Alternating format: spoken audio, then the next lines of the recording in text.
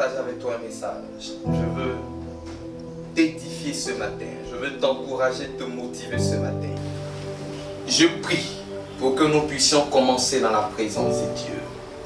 Seigneur, nous voulons te bénir, nous voulons te rendre toute la gloire, l'honneur, l'élévation, la magnificence et la puissance au siècle des siècles. Nous savons que tu es celui qui fait toutes choses par sa volonté. Qu'en ces instants, l'atmosphère soit saturée de ta présence. Qu'on ne voie pas un homme, mais qu'on voie le Jésus de la Bible encore en action, encore en train de travailler aujourd'hui. Donne-moi, Seigneur, les paroles qu'il faut afin que quelqu'un qui m'écoute, quelqu'un qui me suit soit édifié au travers de ce moment. En chaque chose, que ton nom soit glorifié au nom de Jésus. Merci Seigneur. Amen. Bienvenue à tous pour ceux qui nous prennent en cours. Que Dieu vous bénisse.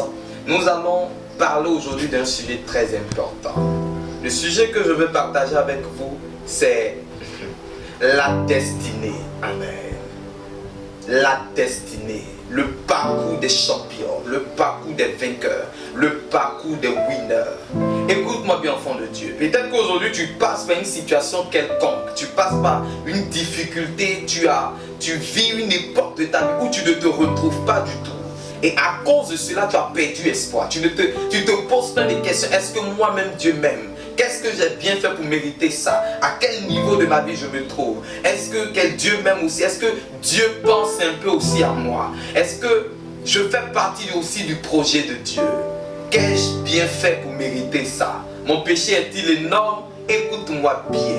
Je suis là ce soir en tant qu'un envoyé de Dieu afin de te rectifier certaines choses, afin de te ramener sur le chemin de ta destinée, afin de t'ouvrir les yeux sur l'escroquerie, l'arnaque, l'égarement que le diable met dans ton esprit afin de te perdre. Mais tu ne seras pas perdu parce que ton succès, Dieu a plus son intérêt là-dedans que toi-même. Que Dieu te bénisse. Nous allons ensemble aller dans la parole de Dieu.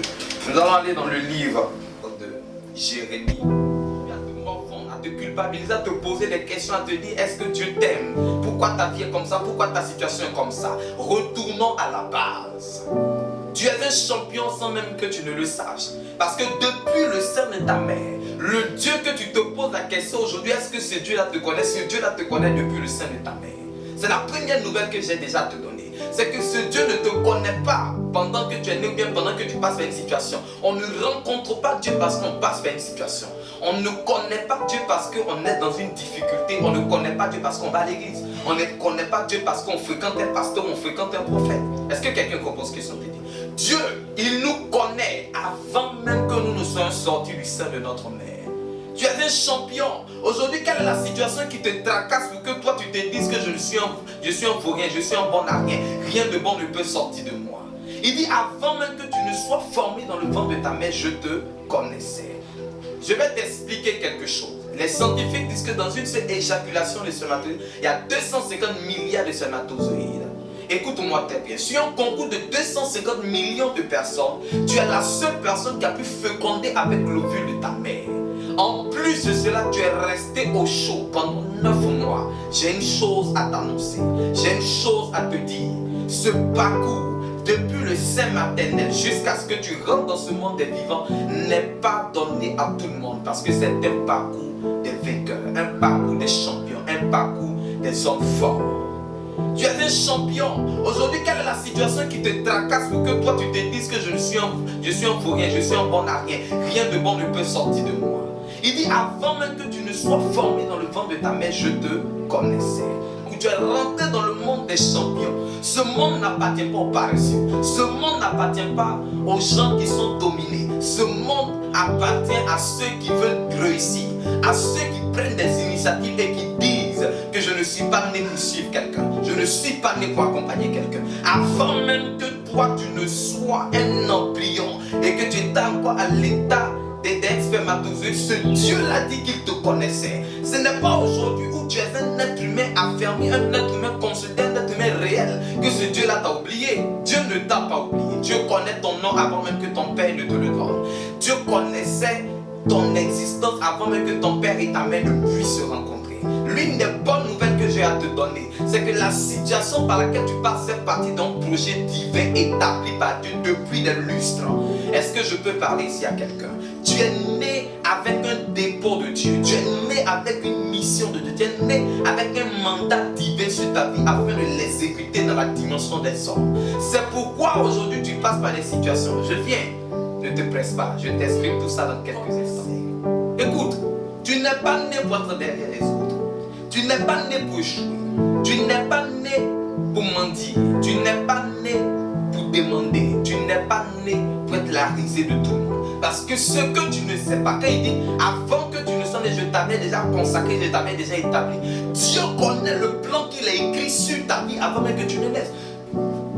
Quand tout être doit exister, avant qu'il ne rentre dans le principe des hommes, la première des choses que Dieu va faire, c'est d'abord de te confier une responsabilité dans ce monde des hommes. C'est d'abord de t'assigner ce qu'on appelle une destinée. C'est de te rattacher à un avenir. Donc quand on naît parce qu'on a un avenir.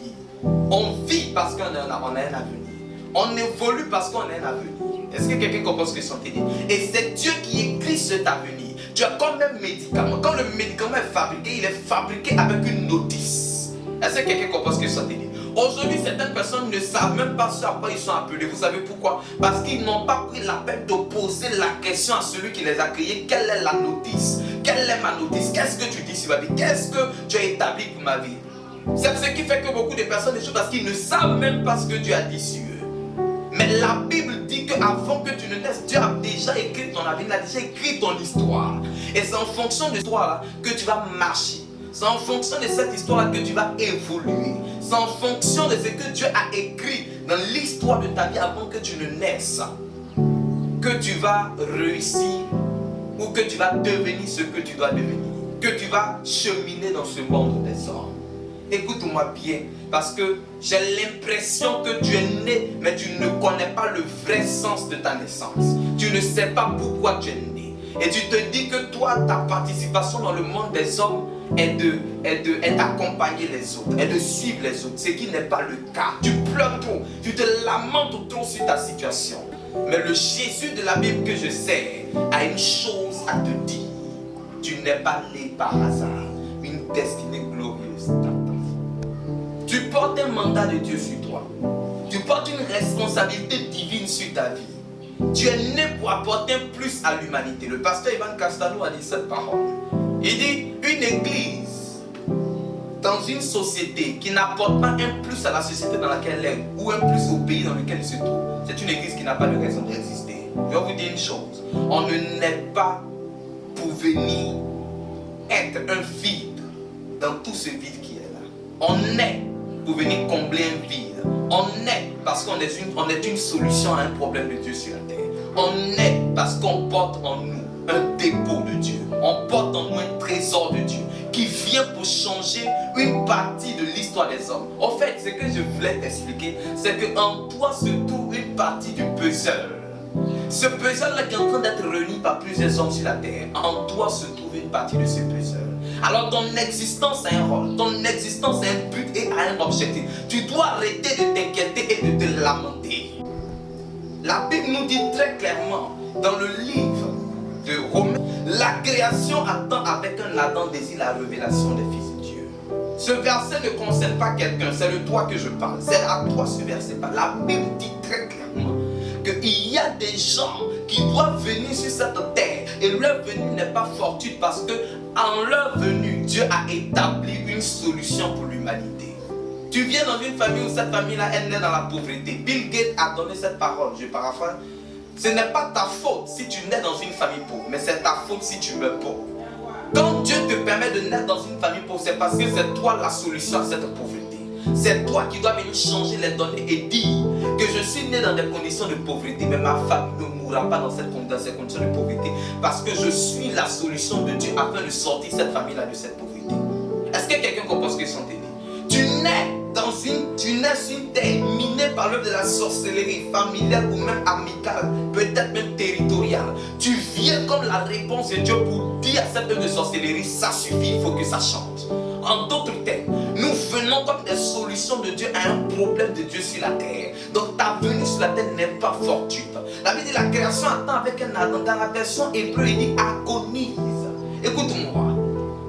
Il Il y a des gens dehors qui attendent que toi tu sortes de l'eau pour qu'un jour le sourire soit sur le visage. Il y a des gens dehors qui attendent ton succès pour avoir un jour leur père à manger. Parce que tu viens comme une solution de Dieu afin de pouvoir aider plusieurs. En d'autres termes, tu as en toi la clé du succès de plusieurs personnes lorsque la Bible te considère comme un enfant de Dieu. Le seul problème qui se présente actuellement, c'est que là où tu es, toi-même tu ne comprends pas ta vie, donc tu te dis, mais comment si moi-même je ne comprends pas ma vie, comment je vais aider quelqu'un? J'ai une bonne nouvelle à t'annoncer. Ta vie est comme un film. Et le film de ta vie, j'ai une bonne nouvelle pour toi. Parce que quand tu regardes la télévision, tu assistes à télé Hollywood, tu te rends compte que c'est toujours le chef du village, là où le fils du roi là, qui quitte en ville pour venir marier Adaku au village. Ma soeur, mon frère, arrête de rêver. Ça, c'est le film nigérien. La réalité ne se passe pas comme ça. Est-ce que je parle ici à quelqu'un?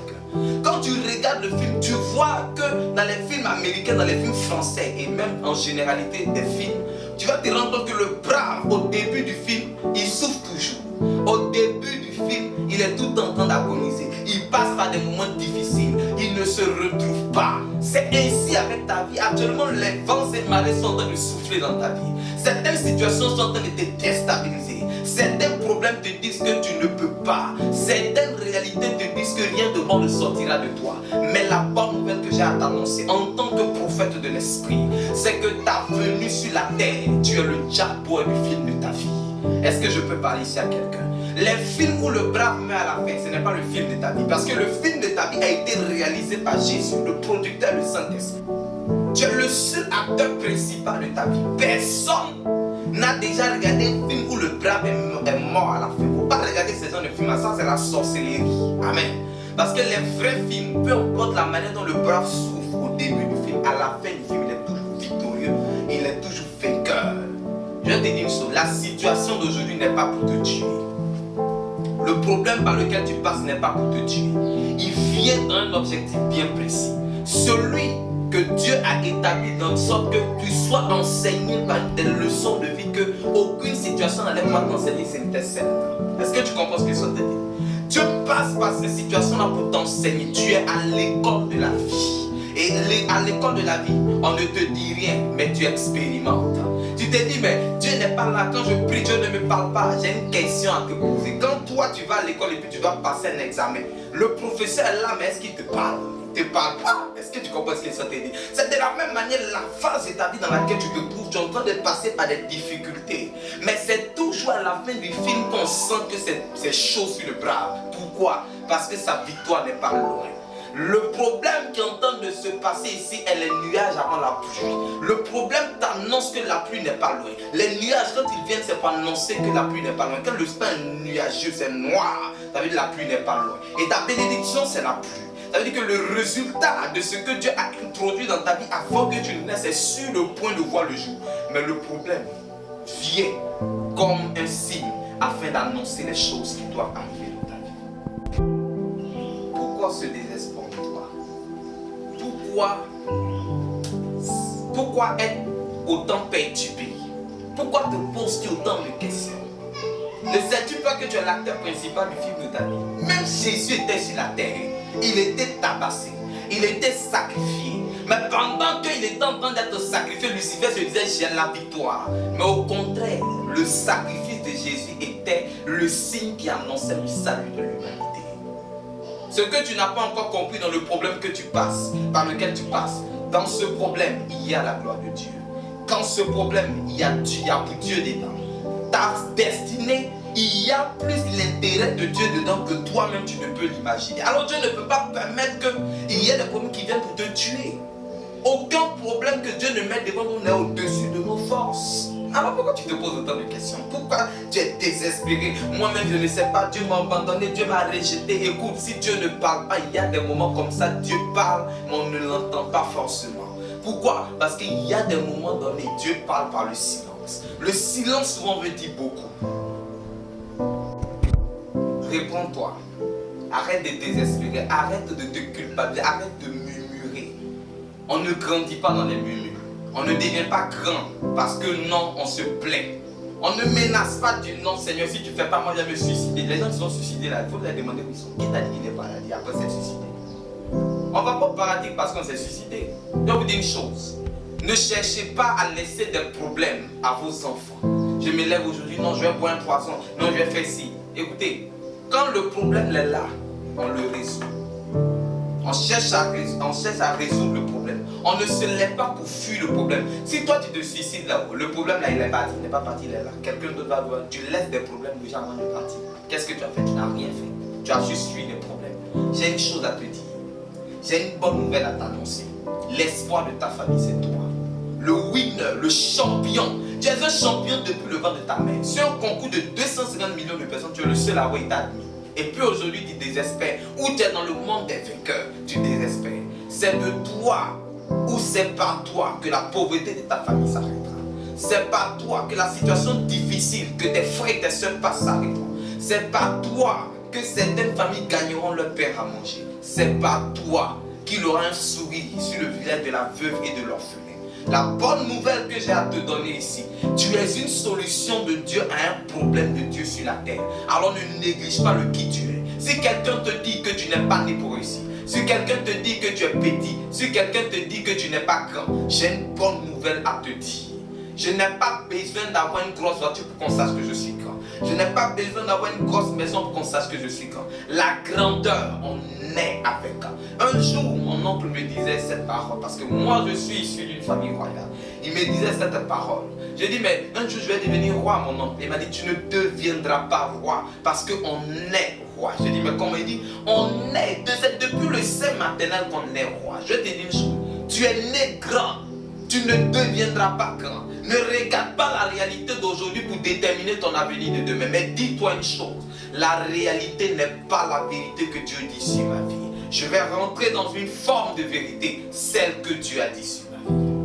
Je suis prêt à payer le prix pour ma destinée. Je suis prêt à batailler pour ma destinée, à jeûner pour ma destinée. Je suis prêt à me mettre dans les conditions afin que le succès, afin que ce que Dieu a prévu pour moi puisse arriver comme il se doit.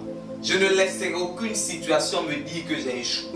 Parce que ce que tu ne sais pas, c'est que si tu échoues, tu auras fait échouer un projet de Dieu.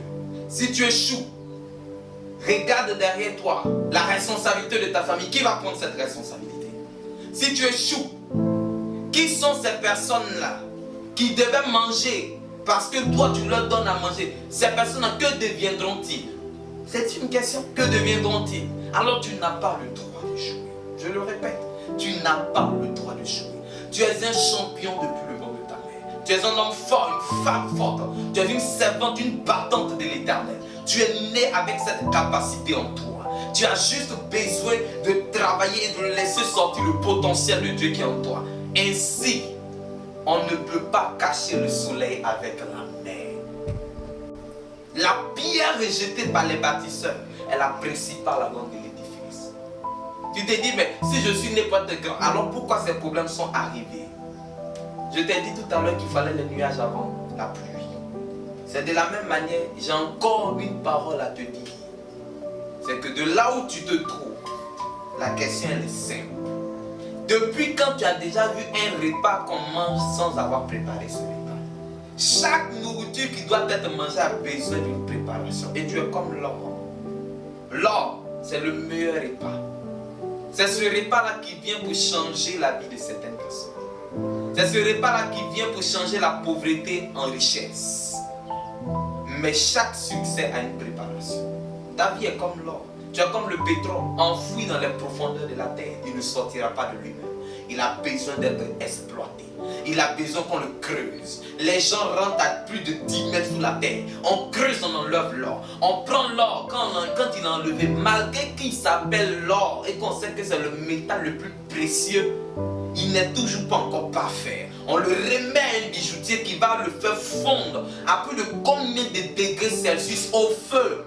Tu te dis non mais pourquoi le feu me brûle? Écoute-moi, si le feu ne t'a pas brûlé, que tu n'as pas fondu, que le marteau du bijoutier ne t'a pas tapé, alors comment tu deviens cette bague de mariage? Alors comment tu deviens cette chaîne qui va coûter des millions? Alors comment tu deviens cette matière-là qui est la plus belle au monde? Comment tu le deviens? C'est une question que je te pose. Comment tu le deviens? Ce que j'ai à te dire aujourd'hui Ne te néglige pas. La situation d'aujourd'hui ne te détermine en rien du tout. Ta réalité d'aujourd'hui ne détermine en rien du tout l'avenir qui t'est réservé. Parce qu'en toi, il y a un dépôt de Dieu. Lève-toi et dis, ça suffit, il faut que ça change. Pour ton succès, pour ta réussite, tu n'as besoin de personne. Tu n'as besoin de personne parce que la matrice est en toi. Regarde-moi bien. Tu pleures tout le temps, arrête de pleurer. Tes larmes ne changeront rien du tout. Mets-toi au travail. Mets-toi au travail. Étudie. Bosse. Tu as appelé à travailler. Je vous dis une chose. On devient meilleur lorsque le domaine dans lequel Dieu nous a appelés, on cherche à se perfectionner dans ce domaine. Perfectionne-toi et ton résultat sera incontestable. Tu es le champion de ta vie. Tu es le winner de ta vie. Personne ne fera ton succès. Mais que ta peur de souffrir ne détruise pas ton confiance. 2, que ta volonté de faire demeure toujours. Aie toujours cette volonté de faire. Ça, c'est elle, car c'est elle qui va t'aider à matérialiser ce qui est dans ton esprit. Il est temps que ta réalité change et que la vision que Dieu met dans ton cœur avant même que tu ne naisses soit ta prochaine réalité.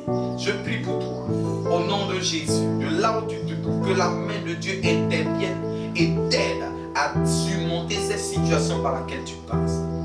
Je me tiens dans mon appel et je déclare sur ta vie. Tu es né pour dominer, tu es né pour impacter, tu es né pour influencer.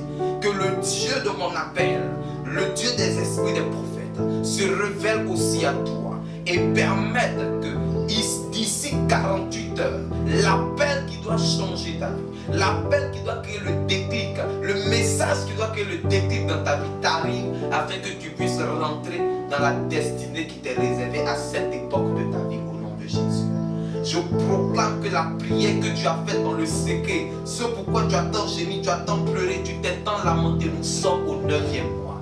C'est le mois de l'accouchement.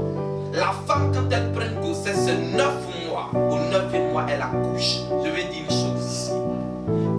Tu étais enceinte de ta destinée. Tu étais enceinte du projet de Dieu. Tu étais enceinte de la vision que Dieu a mis dans ton cœur.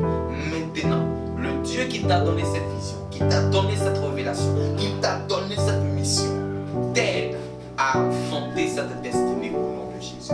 À enfanter ce succès au nom de Jésus. Ne crains point. Tiens-toi debout et dis avec moi, par le Dieu de mon appel, je vaincrai. Par le Dieu de mon appel, je réussirai. Par le Dieu de mon appel, je brillerai. Par le Dieu de mon appel, dans la dimension de la terre comme du ciel, je suis né pour réussir et rien ne pourra m'arrêter. Car j'ai le vainqueur avec moi. J'ai le Tout-Puissant avec moi. J'ai le Dieu des esprits des prophètes. Le Jésus de la Bible qui n'a pas changé, qui est le même hier, aujourd'hui et éternellement est dans ma bague et je n'échouerai point. Je suis né pour prier. Écoute, enfant de Dieu, de là où tu te tiens, travaille à l'avancement de ta destinée. Car la création attend avec un attendissement. Ta famille attend, tes frères attendent, tes amis attendent, ta génération attend. Tous ceux qui te connaissent, et même ceux qui ne te connaissent pas, mais pour qui tu es né, eux tous attendent avec impatience la révélation de la gloire de Dieu dans ta vie, afin que eux aussi puissent rentrer dans leur bénédiction. Que Dieu te bénisse. Shalom. C'était le prophète Jean-Luc Ablon. Suivez-nous, abonnez-vous, partagez.